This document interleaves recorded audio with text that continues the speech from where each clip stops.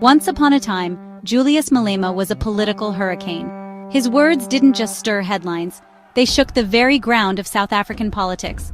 Whether you loved him or loathed him, you couldn't ignore him. He was young, defiant, and explosive. A one-man political earthquake. At mass rallies, students chanted his name. On national TV, ministers scrambled to defend themselves against his thunderous accusations.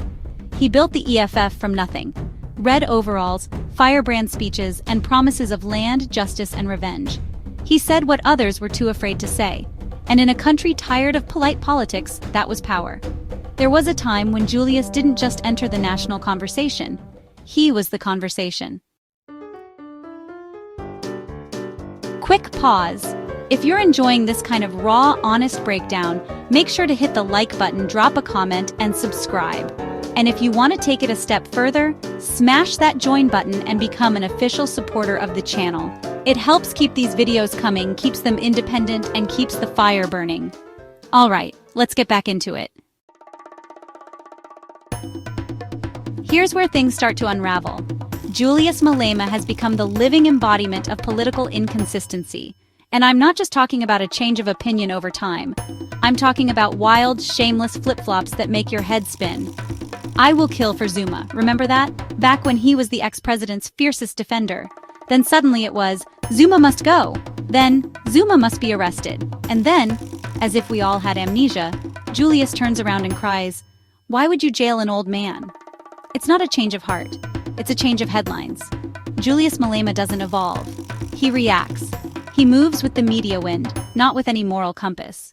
Today it's Ramaphosa is a sellout. Tomorrow it's, we're willing to work with the ANC to save the country. This isn't leadership, it's opportunism in red overalls. He says whatever is convenient, then swears he never said the opposite.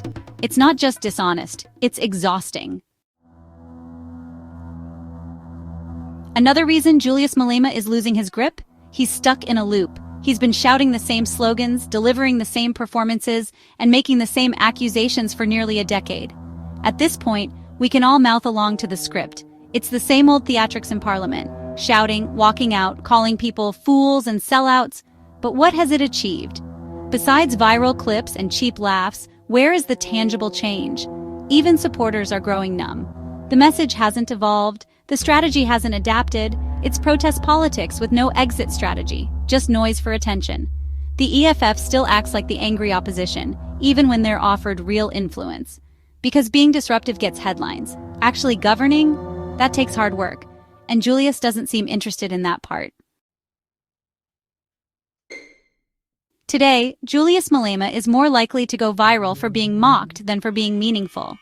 He's become a meme, a parody of the revolutionary he once pretended to be. His contradictions are so frequent, they no longer spark outrage, they spark punchlines. Even the media, who once chased his every word, now cover him like a soap opera character. Loud, predictable, and slowly fading. When Malema trends now, it's not because he set the nation's pulse racing. It's because someone clipped one of his U-turn statements and added a laugh track. That's the price of crying wolf too many times. Eventually, the village stops listening. And this is where we are. Julius Malema, once the most dangerous man in South African politics, now looks like someone desperate to stay relevant in a world that's moved on. The volume has gone up, but the substance, it's long gone.